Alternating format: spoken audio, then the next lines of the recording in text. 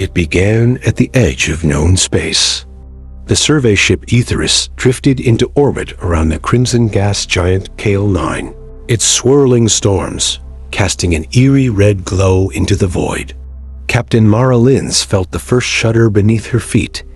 Not mechanical, but something older, something alive.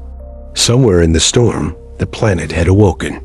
She crouched beside the viewing port as monitors flickered, cosmic rays spiking, electromagnetic fields bending, the ship's hull resonating with a subtle hum. The crew exchanged nervous glances. The mission files had promised resource extraction. Nothing like this. Then came the whispers. Soft at first, like distant wind in the storm. But in the dark corridors of the Aetheris, the whispers grew clear, as if the planet spoke to them. It called them. Engineer Ramos vanished in the reactor bay. No warning, just a vanished doorway and his last frozen frame in the security feed, staring at the swirling red storm outside. Security protocols found no sign of intrusion, only a faint impression of something pressing against the hull. Communications cut out.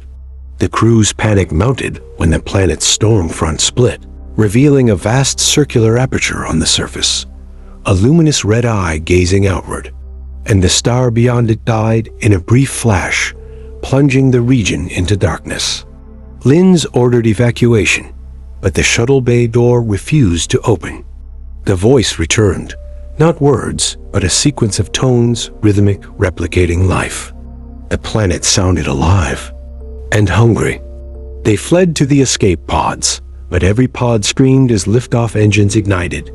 Static, then silence. The pod drifted into space, but the atmosphere around Kale 9 didn't end. It extended, a nebula of red dust drawn inward by the planet's eye, reaching out like a hungry hand. In the pod, Linz watched the planet's eye widen. The storm became still. The glow pulsated. Then the face, a human-shaped visage, etched in the turbulent clouds, open-mouthed, staring. It looked right through her. She screamed into the void, but there was no one to hear.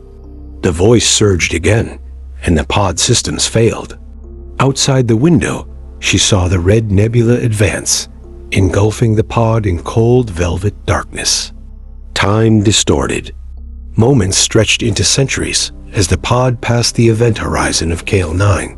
None of the escape protocols accounted for. Linz felt the planet's words inside her mind. Return. In a final flash, the pod jerked. The storm around the planet contracted. Communication screens flickered back. The hull doors of the Aetheris slammed open. The crew re-entered the ship, eyes glazed, voices hollow. The planet's extraction rig had begun harvesting them. From orbit, the planet looked serene. A red glow, a still storm, a single red star behind it. But deep beneath the surface, the eye remained open, watching the vessels, waiting for the next arrival. And out in the void, Linz, orbiting in her disabled pod, heard the call. You are mine. Silence. Then the abyss answered.